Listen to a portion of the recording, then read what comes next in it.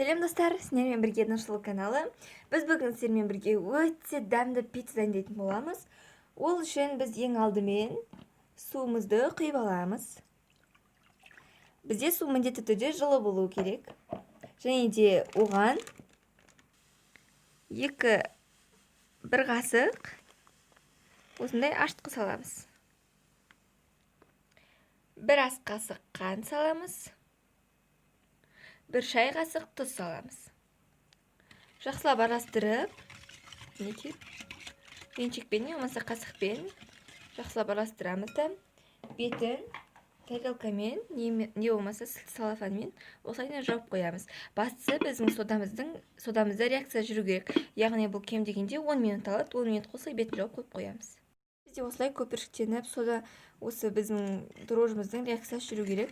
Тағы да жақсылап араластырып жібереміз де оған біз сұйық май қосамыз. Неге біз сұйық майды құйдық? Қарасаңыздар, тіпті реакциясы әлі де жүріп жатыр. Дрожждың жақсылап бір кеткі масса болғанша осылай араластырамыз. Көбісі пицца қамырына негізі жұмыртқа қосады, бірақ бұл қамыр жұмыртқасыз өте жұп-жұмсақ болып шығады. Енді ұнды қоса отырып, ұнды електен өткізу міндетті емес. Ұнды қоса отырып, осылай араластырып қамыр илейміз. Бұл жерде ұнның нақты мөлшері жоқ негізі, байқағансаңыздар. Бастысы бізде жұп-жұмсақ қамыр шығу керек. Осылай қамырды илей береміз. Қолға жабысатын қамыр шығады бұл жерде біздегісі. Бірақ осындай майлы, әдемі қамыр шығу керек. Неге бізде осындай жұп-жұмсақ? Қараңыздар, мен қолымның өзі майланып тұр. Майлы қамыр шығу керек ең бастысы. Енді осыны салафанды осылай кигіземіз. Негізі салафанмен кигізу міндетті емес, жай ғана бетін жауып қойсаңыздар болады. Менің өзіме осылай ыңғайлы. Ішінде ауа толып тұрса, тез ашиды. Осылайдан салафанды толықтай кигізіп болғаннан кейін, көбісі жылы жерге жай ғана осылайдан қойып қоя салады. Ал біз тез ашу үшін бізге өте жылдам уақыты керек. Мінекей, осылайдан полотенцамен, яғни жауып шығамыз. Осы қамырды илей сала жабу керек. Мінекей, осылайдан орап шығамыз толықтай. Осылайдан орап, осы тұрған күйінде қозғамаймыз, жарты сағаттай қозғамаймыз, өстіп қойып қоямыз. Уже 20 не болмаса жарты сағаттан кейін ашып қарасаңыздар, біздің қамырымыздың көлемі кәдімгідей үлкейіп, ұлғая түседі. Естеріңізде болсын, осы тұрған жерінен қозғалмау керек. Біз жаңа қалай орардық, дәл солай тұр. Қалай иледік, дәл сондай сол жерде тұр, яғни қозғалмайсыздар. Неке, біздің қамырымыз ашыды. Қараңыздар, осындай шетінде майлар шығып тұр, қараңыздар. Өте майлы болып тұр, көріп тұрғандарыңыздар, мінекей. Осылай болу керек біздің қамыр. Алып қайтарамыз. Қараңыздар, қалай майы шығып тұр, мінекей. Алып қайтарамыз осылай.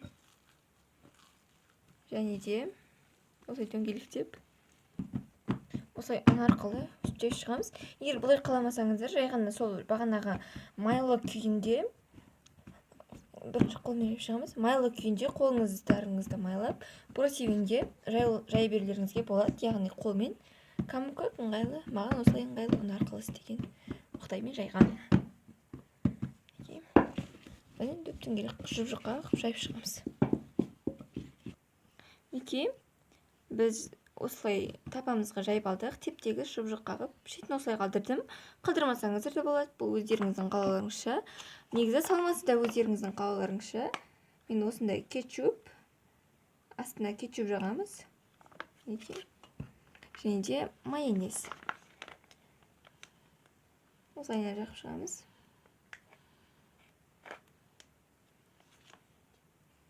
Екеуін араластырып отыр, жағып шығамыз.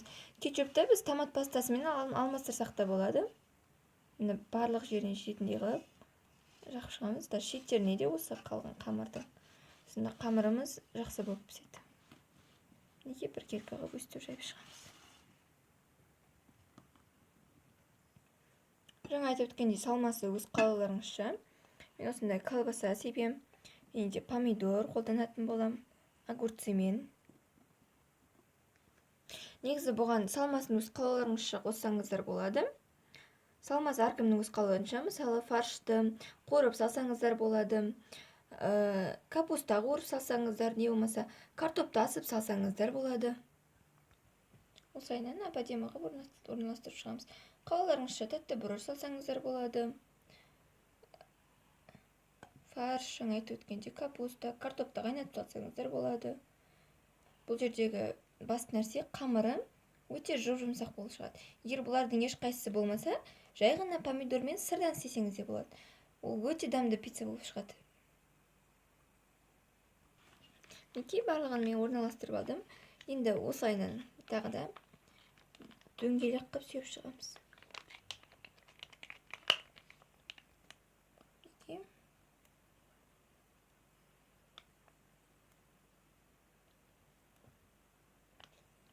Енді кетчупты де тоже осылай сүйіп шығамыз. Негізі оның бетіне себу міндетті емес, бірақ мен өзіме осылай ұнайды. Себебі әрі әдемі көрінеді. Сырды біз ең соңынан пісуге 5 минутқа кейде қосатын боламыз. Дайын пиццамызды біз 180 градуста 30-35 минут пісіреміз. Бұл негізі әркімнің пешіне қарай тағы да қайталап өтемін, әртүрлі піседі. Достар, біз пиццамызды пісіріп алдық, яғни қараңыздар, шеті осылай сәл ғана, шетін осылай тексерсеңіздер болады, құрғақ. Енді сырымыз саламыз. Бұған сыр салмасаңыздар да болады.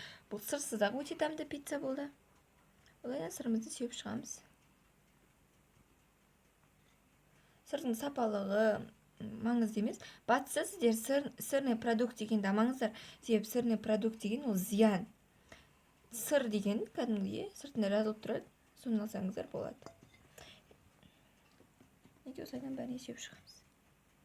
Өте дәмді болып шығады.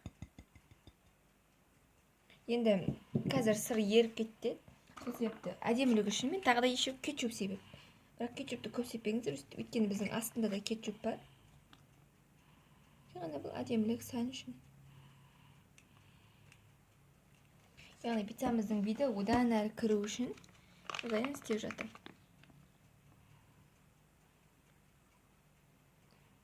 Бұл міндетті емес.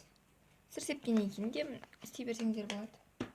Енді осыны тағы да 5 минутқа қойып аламыз. Мінекей біздің пиццамыз дайын. Қараңыздар, зубочисткамен тексерсеңіздер болады. Созылып тұр пицца. Мінекей дайын деген сөз. Енді осыны біздің тапамыздан, ыстық тапамыздан шығарып аламыз. Мен кесіп алдым, қараңыздар, қандай жұмсақ болып тұр қамыры. Көрдіңіздер? Достар, өкінішке орай менде неудачный кадр шықты. Мен алып отқанда прям дөңгеліп кетпес бар ма? Бірақ сонда да бетіне қайтадан сап алдым. Күшті шықты, қараңыздар, сырлары үлкілдеп тұр. Жасап көріңіздер. Қараңыздар, қамыры қандай жұмсақ. Мен сіздерге бұл осыны кестім, қараңыздар. Шөп жұмсақ қамыр. Неке? Өте жұмсақ шыққан, жасап көріңіздер. Сіздерде тоже сәтті шығатынына сенімдімін. Өйткені бұл қолда бар ингредиенттерден дайындалады. Тіпті бұның қамырына сіздер булочки жасасаңыздар да болады. Ал астарыңыз дәмді болсын. Менің каналыма тіркеліп, лайк басып, коммент жазуды ұмытпаңыздар.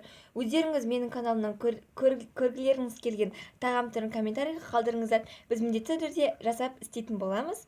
Ал баршаңызға ас болсын, сау болыңыздар.